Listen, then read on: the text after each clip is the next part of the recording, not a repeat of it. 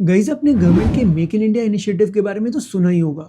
आज हम एक ऐसी कंपनी के बारे में बात करेंगे जो इस पर्टिकुलर इनिशिएटिव से बहुत ज़्यादा बेनिफिट अर्न कर सकती है।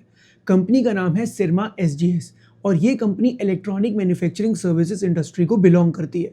That is the EMS space. ये इंडस्ट्री बहुत फास्ट ग्रो कर रही है और इसी रीजन की वजह से ये कंपनी भी अपनी सेल्स को बहुत अच्छे रेट पर ग्रो कर पा रही है। मतलब FY26 के अंदर इस कंपनी ने अराउंड 35% का रेवेन्यू ग्रोथ दिखाया और गोइंग फॉरवर्ड भी मैनेजमेंट यही बोल रही है कि over the next 2 to 3 years ये अपनी सेल्स को अराउंड 40% से ग्रो कर सकते हैं। तो ऐसे कौन से ग्रोथ प्रॉस्पेक्ट्स हैं इस इंडस्ट्री के अंदर जिसकी वजह से ये कंपनी इतने अच्छे रेट पर ग्रो कर सकती है? That is something will be discussing in this particular video. अब गाइस, कंपनी के बारे में समझने से पहले सबसे पहले थोड़ा इंडस्ट्री के बारे में जान लेते हैं कि बेसिकली जो ईएमएस स्पेस जो है ना वो है क्या। जैसे मैंने आपको बताया गाइस कि ईएमएस का मतलब है इलेक्ट्रॉनिक मैन्युफैक्चरिंग सर्विसेज और ये मेक इन इंडिया इनिशिएटिव के अंदर आती है। देखो हो क्या रहा था ना, अगर मैं लास्ट डेकेड से पहले तक की बात करूं तो इंडिया के अंदर ना इतनी मैन्युफैक्चरिंग हो ही नहीं रही थी क्योंकि इंडिया ज़्यादातर अभी ना सर्विसेज इकोनॉमी बन चुकी थी बिफोर 2015। तो हुआ क्या, नरेंद्र मोदी ने आके सबसे पहले क्या करने की कोशिश करी कि आप मेक इन इंडिया करो, इंडिया के अंदर धीरे धीरे मैन्युफैक्चरिंग कर सको जिससे हम लोग ना अपनी इम्पोर्ट डिपेंडेंसी को कम कर सके। लेकिन अपने इनिशियल ईयर्स के अंदर मेक इन इंडिया इनिशिएटिव जो था ना वो काफ़ी ज़्यादा स्ट्रगल कर रहा था और उस लेवल पर ग्रो नहीं कर पा रहा था। अब कोविड के टाइम पे वर्ल्ड की जो मेजर प्रोडक्शन जो थी ना, मैन्युफैक्चरिंग जो हुआ करती थी वो चाइना में होती थी और इतने में क्या हुआ, चाइना के अंदर ना सप्लाई डिसरप्शंस आने लगी। तो वर्ल्ड ओवर की जितनी भी कंपनीज थी जो अपने प्रोडक्ट को चाइना से बनवाती थी उन्होंने ये सोचा कि यार अगर चाइना में ऐसी आगे भी प्रॉब्लम आई तो उसकी वजह से उनको बहुत ज़्यादा नुकसान हो सकता है। तो उन्होंने एक नई पॉलिसी डिज़ाइन करी जिसको बोला गया China+1 पॉलिसी। मतलब चाइना से तो मैन्युफैक्चरिंग करवाई जाएगी लेकिन साथ में एक दूसरी कंट्री के अंदर भी मैन्युफैक्चरिंग होगी जिससे कि अगर कभी चाइना में प्रॉब्लम आ जाए तो वो कंट्री उसको टेक ओवर कर ले और उनको इतनी प्रॉब्लम्स ना आए। अब उस पॉइंट ऑफ टाइम पे जो वर्ल्ड की बड़ी बड़ी कंपनीज थी उन्होंने इंडियन कंपनीज को भी कॉन्ट्रैक्ट्स देने स्टार्ट कर दिए कि आप हमारे लिए भी हमारे प्रोडक्ट्स को बनाओ। अब गाइस, मैं ना आपको सिंपल तरीके से बताता हूँ कि ईएमएस का मतलब होता क्या है। इलेक्ट्रॉनिक्स मैन्युफैक्चरिंग सर्विसेज ये कंपनी करती क्या है। लेट सपोज कि जैसे मैं सिरमा एसजीएस हूँ। अब सिरमा एसजीएस क्या है ना, ये वर्ल्ड के लिए एक बड़ी फैक्ट्री है जिसको आप हायर कर सकते हो अगर आपको अपना प्रोडक्ट बनाना है तो। देखो होता क्या है ना, हर कंपनी जो है ना वो अपने प्रोडक्ट को खुद ही मैन्युफैक्चर नहीं करती। वो क्या फोकस करती है, वो डिजाइनिंग पे फोकस करती है, वो टेक्नोलॉजी पे फोकस करती है, वो प्रोडक्ट के ऊपर फोकस करती है और वो कहती है कि यार देखो हमने आपको पूरा प्रोसेस समझा दिया है, अब आप एक काम करो हमारे लिए इसको मैन्युफैक्चर आप करके दे दो। इससे ना उन कंपनीज को एक फ़ायदा ये हो जाता है कि उनको कैपिटल एक्सपेंडिचर खुद नहीं करना पड़ता और कभी मान लो उनको प्रोडक्शन कम भी करनी पड़ेगी तो उस पॉइंट ऑफ टाइम पे वो इनको कॉन्ट्रैक्ट कम देना शुरू कर देते हैं। तो अल्टीमेटली क्या होगा, सारा का सारा रिस्क किसके पास आ जाता है, जो कंपनी उसको मैन्युफैक्चर कर रही है। लेकिन वो कंपनी क्या करती है ना, क्योंकि उसके पास बहुत सारे डिफरेंट क्लाइंट्स हैं, तो अगर एक क्लाइंट ने कभी अपने कॉन्ट्रैक्ट कम भी करवा दिया तो उस पॉइंट ऑफ टाइम पे दूसरा जो क्लाइंट है ना वो उनको ज़्यादा मैन्युफैक्चरिंग करने के लिए बोल सकता है और उनकी जो ओवरऑल कैपेसिटी है वो ईजिली यूज हो पाएगी। That is what is the business model of electronics manufacturing companies. अब ये जितनी भी ईएमएस कंपनीज है ना, ये वेराइटी ऑफ इलेक्ट्रॉनिक मैन्युफैक्चरिंग करती है फॉर डिफरेंट क्लाइंट्स। चलो गाइस, अब बात करते हैं सिरमा एसजीएस के बिजनेस मॉडल के बारे में। अब गाइस, सिरमा जो है ना वो बेसिकली दो सेगमेंट के अंदर मेजरली काम करता है। एक है कंज्यूमर इलेक्ट्रॉनिक्स और दूसरा है आपका इंडस्ट्रियल इलेक्ट्रॉनिक्स। कंज्यूमर इलेक्ट्रॉनिक्स के अंदर क्या आ जाता है, जैसे सेट टॉप बॉक्सेस हो गए या वाईफाई राउटर्स हो गए, डिजिटल वॉचेस हो गई, ईयरबड्स वगैरह हो गए, जितने भी ऐसे टाइप के इंस्ट्रूमेंट्स हैं जो कंज्यूमर डायरेक्टली यूज़ कर रहा है वो सारे के सारे कंज्यूमर इलेक्ट्रॉनिक्स सेगमेंट का पार्ट बनते हैं। अब गाइस, जो दूसरा सेगमेंट है ना दैट इज इंडस्ट्रियल इलेक्ट्रॉनिक्स। इसके अंदर क्या क्या आ जाता है, जैसे ऑटोमोटिव हो गया या फिर आपका मेडिकल इक्विपमेंट्स हो गए या फिर रेलवे वगैरह हो गया, डेटा सेंटर्स हो गया, ईवी चार्जिंग स्टेशन हो गए। इन सारी कंपनीज को ना ये कंपनी केटर करती है, ये सारे इनके क्लाइंट्स रहते हैं। अब होता क्या है ना, ये जो इंडस्ट्रियल सेगमेंट जो है ना ये काफ़ी कॉम्प्लेक्स होता है, इसी वजह से इसके अंदर जो है ना कंपनी मार्जिन भी ज़्यादा चार्ज कर पाती है।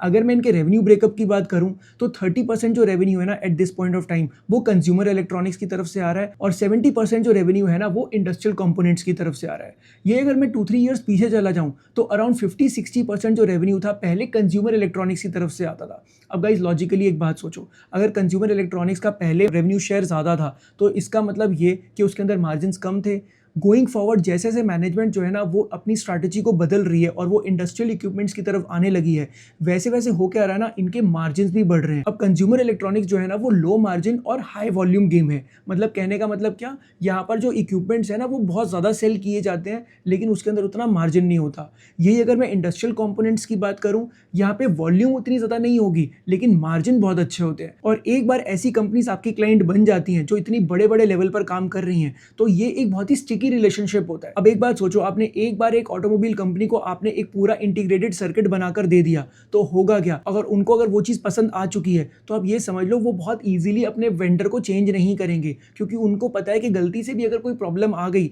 तो फिर उसकी वजह से इनके ब्रांड नेम को बहुत नुकसान होगा। तो होता क्या है ना, एक बार अगर आप उस पर्टिकुलर प्रोसेस के पार्ट बन गए हो तो आपका जो रेवेन्यू है ना वो काफी स्टिकी रहता है। अब गाइस ये तो हो गई कंपनी के मेजर सेगमेंट्स, लेकिन उनके अंदर कंपनी एक्चुअली बना क्या रही है। देखो कंपनी जो है ना it is known for PCBs. PCBs क्या होते हैं, printed circuit board assemblies. Basically होता क्या है ना, आप देखते होगे कि जितने भी एक बड़ा एक सर्किट बोर्ड रहता है उसके अंदर सारी की सारी चीजें एक साथ डाली जाती हैं। लाइक फॉर एग्जांपल उसमें रजिस्टर्स होंगे, कैपेसिटर्स होंगे, मेमोरी चिप्स होंगी, जिससे क्या होगा पूरा इलेक्ट्रॉनिक सर्किट को पूरा कंप्लीट किया जाता है।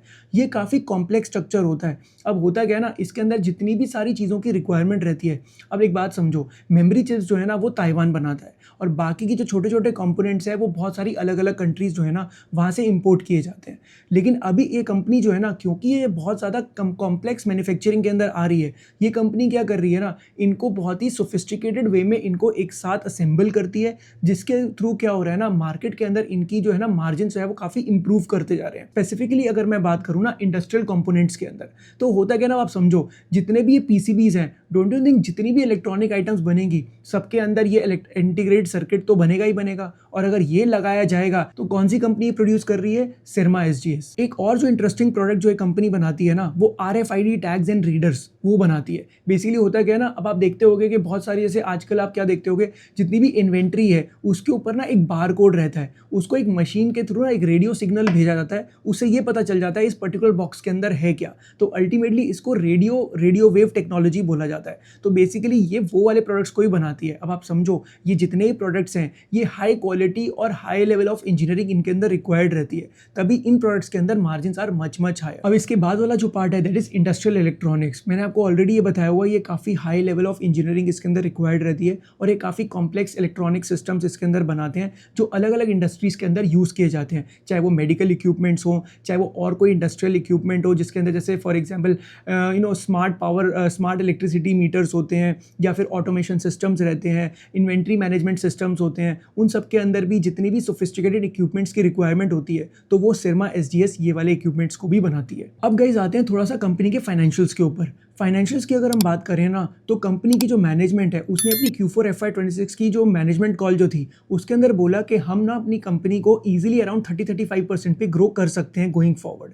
अभी भी इस साल भी उन्होंने 35% के अराउंड ग्रोथ रेट दिखाई है इन द रेवेन्यूज़, लेकिन गोइंग फॉरवर्ड उन्होंने ये तक बोल दिया कि 4800 करोड़ का अगर सेल्स होगा इस पर्टिकुलर FY26 के अंदर, उनकी जो ओवरऑल रेवेन्यूज़ जो थे वो अराउंड 4800 करोड़ के आए थे। उन्होंने बोला इन द नेक्स्ट 2 ईयर्स हम इसको 10,000 करोड़ तक लेकर जा सकते हैं, जो कि अराउंड 40% तक हो सकता है। तो मैनेजमेंट जो है ना वो काफी ऑप्टिमिस्टिक वे में अपनी गाइडेंस को दे रही है गोइंग फॉरवर्ड। फिर एक और इंपॉर्टेंट चीज जो आ गई कैपेसिटी एक्सपेंडिचर की। कंपनी ने क्या किया है ना, अराउंड 1500-1600 करोड़ के अराउंड केपेक्स करने वाली है गोइंग फॉरवर्ड। इसके अंदर कंपनी क्या कर रही है, पीसीबीज लगा रही है। मैंने आपको बताया ना कंपनी का जो मेजर बिजनेस जो है वो प्रिंटेड सर्किट बोर्ड्स असेंबलीज का है। इस पॉइंट ऑफ टाइम पर कंपनी को 1500 करोड़ का केपेक्स करना है। लेकिन आपको एक चीज और समझनी पड़ेगी, क्योंकि ये कंपनी जो है वो मेक इन इंडिया इनिशिएटिव के अंदर आ रही है। गवर्नमेंट इसके अंदर ना बहुत सारी सब्सिडीज देती है, जैसे इनको लैंड सस्ता देती है और इनको क्या करती है ना, जितना भी आपका प्रोडक्ट, जितने भी आपकी केपेक्स करने में की जो कॉस्ट आएगी ना उसका 40-50% जो है ना हम आपको वापस पे करेंगे। मतलब गवर्नमेंट जो है ना वो बोल रही है कि अगर आपका 1500 करोड़ लग रहा है तो आप अपने पूरे प्लांट को रेडी कर लो, उसके बाद हम क्या करेंगे, जैसे ही आपकी प्रोडक्शन स्टार्ट हो जाएगी उस पॉइंट ऑफ टाइम पे हम आपको 40-50% ऑफ द ओवरऑल अमाउंट जो है ना वो आपको रीइंबर्स कर देंगे। और ये रीइंबर्समेंट का जो अमाउंट है वो प्रोडक्शन स्टार्ट होने के 1 ईयर तक कंपनी को मिल जाएगा। तो कहने का मतलब ये है कि कंपनी की जो केपेक्स की कॉस्ट है ना वो भी ऑन एन एवरेज आधी हो चुकी है और मैनेजमेंट का ऑप्टिमिज्म भी बहुत ज़्यादा चल रहा है। साथ में क्या हो रहा है ना, ये जो कंपनी है बेसिकली एक्सपोर्ट पे बहुत अच्छे लेवल पे फोकस कर रही है। एक्सपोर्ट पे फोकस करेगी तो होगा क्या, इससे वैल्यूएबल फॉरेक्स रिजर्व्स इंडिया के अंदर आएंगे, जो कि और इंपॉर्टेंट है करेंसी को मैनेज करने के लिए भी गोइंग फॉरवर्ड, अगर मैं मैक्रो लेवल पे बात करता हूँ तो इसी वजह से गवर्नमेंट जो है ना वो काफ़ी हद तक फोकस कर रही है इलेक्ट्रॉनिक मैन्युफैक्चरिंग सर्विसेज के ऊपर, क्योंकि ये एक ऐसा सेक्टर है जो कि एक्सपोर्ट ओरिएंटेड है और इंडिया को वैल्यूएबल फॉरेन एक्सचेंज रिजर्व्स को लाकर दे सकता है। तो एक ये बहुत स्ट्रॉन्ग रीजन है इस पॉइंट ऑफ टाइम पे।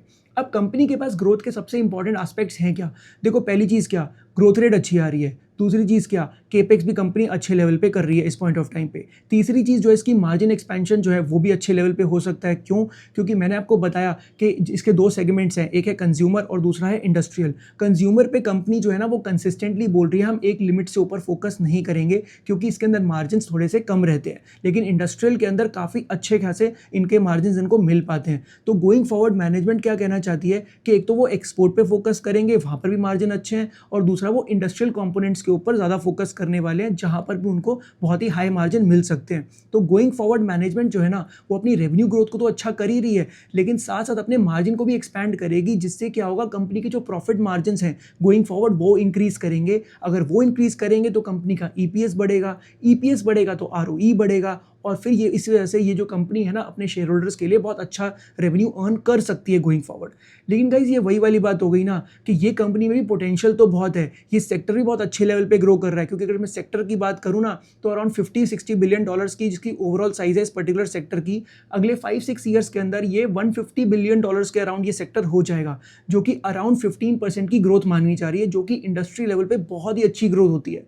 तो इंडस्ट्री भी अच्छा ग्रो कर रही है, कंपनी के भी अच्छे प्रॉस्पेक्ट्स हैं, बट वही वाली बात है कि इसको ट्रैक करना पड़ेगा, and that is something you need to learn guys. क्योंकि अगर ये कंपनी अच्छी लग भी रही है ना, होता क्या है ना, विद एवरी क्वार्टर बिजनेस के जो डायनामिक्स है ना वो शिफ्ट होते रहते हैं। तो जब तक आपको ये पता नहीं कर पाओगे कि किस तरीके से इस कंपनी को एनालाइज करना है और कौन कौन से फैक्टर्स को स्टडी करना पड़ता है, जो कि हम बहुत डिटेल में अपने इक्विटी रिसर्च बूट कैंप के अंदर गाइस बहुत अच्छे से सिखाते हैं, जिसके अंदर हम आपको एक पूरा एक इन्वेस्टमेंट फ्रेमवर्क सिखाएंगे कि आपको इस कंपनी के अंदर अगर आपको रिसर्च करनी है तो कौन कौन से पैरामीटर्स के ऊपर बहुत ज़्यादा फोकस करना पड़ेगा, किस लेवल पे आपको उनको चेक करना है, उसको कैसे आपको ट्रैक करना पड़ेगा कॉन कॉल्स के अंदर या इन्वेस्टर प्रेजेंटेशन के अंदर, जिससे आप आने वाले टाइम पे अपनी इन्वेस्टमेंट डिसीजंस को खुद ही ले सकते हो, एंड अल्टीमेटली आप बहुत ज़्यादा अच्छे लेवल पर एनालिसिस करना सीख पाओगे। तो आई होप आपको आज का वीडियो अच्छा लगा होगा। If you like this video then don't forget to like, share and subscribe to the channel. I will see you in the next one.